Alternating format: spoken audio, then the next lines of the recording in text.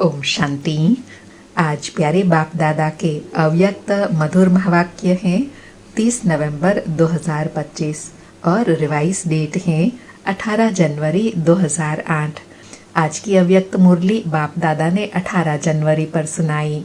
तो बाबा ने बच्चों के पुरुषार्थ अनुसार 4 मालाओं को विजुअलाइज कराते कहा। पहला नंबर माला है श्रेष्ठ बच्चों की, जो बाप समान बनने के श्रेष्ठ पुरुषार्थी बच्चे हैं। ऐसे बच्चे माला के रूप में बाप के गले में पिरोए हुए थे। यह माला सबसे छोटी थी। दूसरी माला थी दिल के स्नेही समीप समान बनने के पुरुषार्थी बच्चों की माला। वह पहला श्रेष्ठ पुरुषार्थी यह पुरुषार्थी। और तीसरी माला थी बड़ी, जो स्नेही भी है, बाप की सेवा में साथी भी है, लेकिन कभी तीव्र पुरुषार्थी और कभी तूफानों का सामना करने वाले, लेकिन चाहने वाले संपन्न बनने की चाहना भी अच्छी रहती। यह माला थी बहुत बड़ी। और चौथी माला थी उल्हानों की माला। तो बाबा कहे, अभी अपने आप से पूछो मैं कौन सी माला का दाना हूँ। फिर स्नेह का महत्व दिलाते स्नेह से अनेक प्राप्तियां बताई कि आज बाप दादा विशेष स्नेह का दिन होने के कारण मेजॉरिटी स्नेह में खोए हुए थे, स्नेह में समाये हुए थे। तो बाबा कहे, ऐसे ही पुरुषार्थ में सदा स्नेह में खोए रहो। लवलीन रहने का सहज साधन है दिल का स्नेह।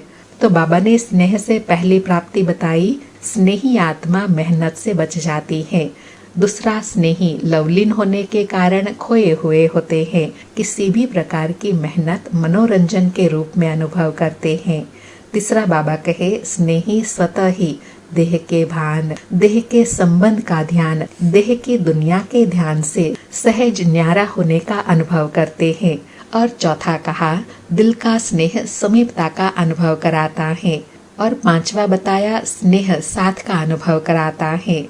छठा बताया, स्नेह समानता का अनुभव कराता है। सातवां बताया, स्नेही सदा अपने को बाप की दुआओं के पात्र समझते हैं। आठवां बताया, स्नेह असंभव को भी संभव कर देता है। नौवां बताया, स्नेही सदा अपने मस्तक पर, माथे पर बाप के सहयोग का, स्नेह का हाथ अनुभव करते। और 10वां बताया, स्नेही निश्चय बुद्धि निश्चिंत रहते हैं। और 11वां बताया, दिल के स्नेही बच्चे मेहनत को भी मोहब्बत में बदल लेते हैं। उन्हें पहाड़ जैसी परिस्थिति, समस्या भी पहाड़ नहीं, लेकिन रुई समान अनुभव होती है, पत्थर भी पानी समान अनुभव होता है। और अंडरलाइन कराते कहा कि जब भी कोई बात आती है, परिस्थिति आती है, कोई हलचल आती है, तो इसे स्नेह को विजुअलाइज करो, इमर्ज करो, तो कितनी भी बड़ी परिस्थिति, कितनी भी बड़ी बात छोटी हो जाएगी, सहज हो जाएंगी।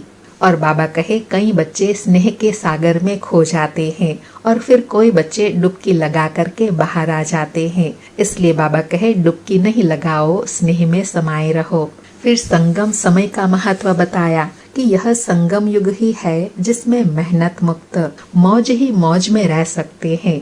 मौज नहीं है तो कोई न कोई बोझ बुद्धि में है। इसलिए बाबा ने कहा है, बच्चे बोझ मुझे दे दो, मैं पन को भूल ट्रस्टी बन जाओ, जिम्मेवारी बाप को दे दो और स्वयं दिल के सच्चे बच्चे बन खो जाओ। खेलो, खाओ, मौज करो, क्योंकि यह संगम युग सभी युग में से मौज का युग है। इस मौज के युग में भी मौज नहीं मनाएंगे तो फिर कब मनाएंगे। तो बाबा कहे, सदा मौज का अनुभव करना है तो सब बोझ बाबा को दे दो और हल्के हो जाओ। फिर बाबा ने होमवर्क दिया कि अभी बाप दादा इस वर्ष हर एक बच्चे को स्नेह युक्त, मेहनत मुक्त देखने चाहते हैं। मेहनत का नाम निशान दिल में नहीं रहे, जीवन में नहीं रहे। मेहनत मुक्त अर्थात जीवन मुक्त, बेफिक्र बादशाह स्नेह युक्त दिखने चाहते हैं। और गुह्य बात समझा, और लास्ट में गुह्य बात समझाते कहा कि जैसे समय की समीपता हो रही है, ऐसे आप सबका भी बाप के साथ समीपता का अनुभव बढ़ना चाहिए ना। बाप से आपकी समीपता समय की समीपता को समाप्त करेंगी। तो बाबा कहे, अब प्रत्यक्षता होंगी दृढ़ प्रतिज्ञा के आधार से। सुनते हैं प्यारे अव्यक्त बाप दादा के महावाक्य, योग युक्त, युक्ति युक्त, राजयुक्त बनने के अनमोल महावाक्य। ऐसे अपने मन में सदा स्नेह में लवलीन रहने का वायुमंडल सदा इमर्ज रखो।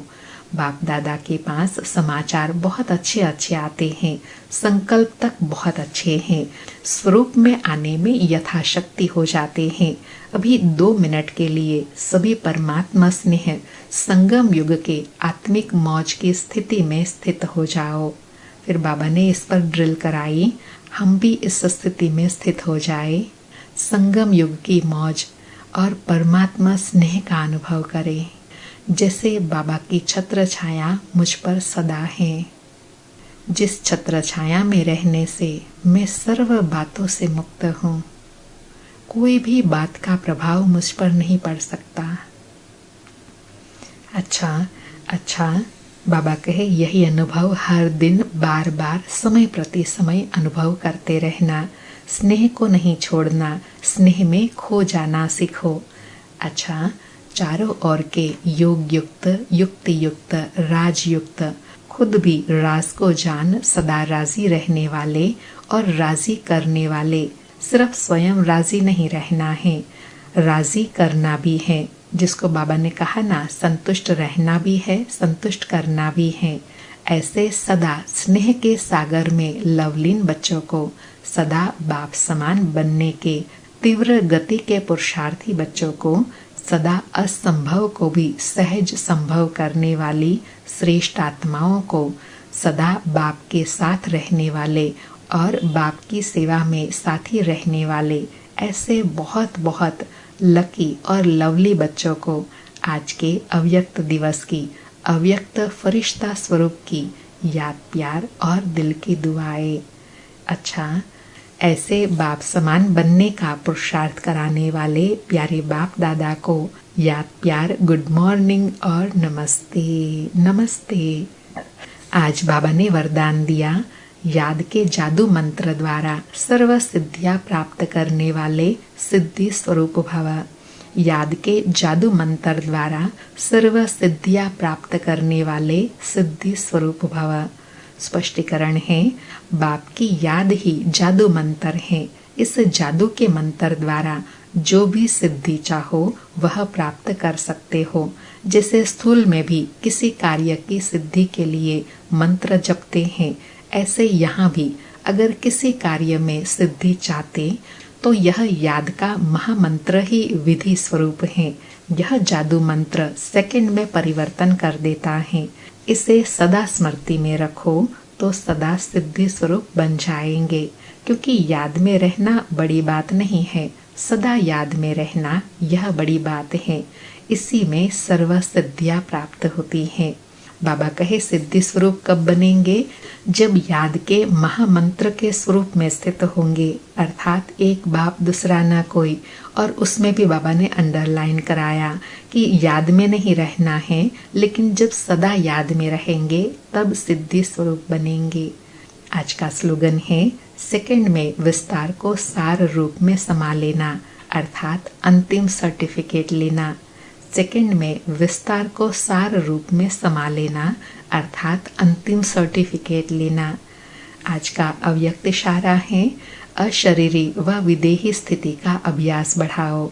आज का अभ्यास है, जैसे कोई शरीर के वस्त्र सहज उतार सकते हो, ऐसे यह शरीर रूपी वस्त्र भी सहज उतार सको और सहज ही समय पर धारण कर सको।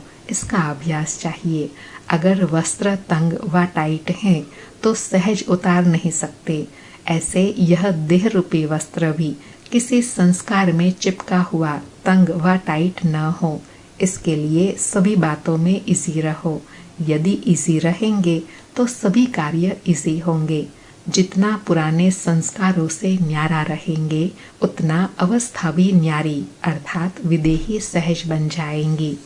आज मास का लास्ट अव्यक्त इशारा है।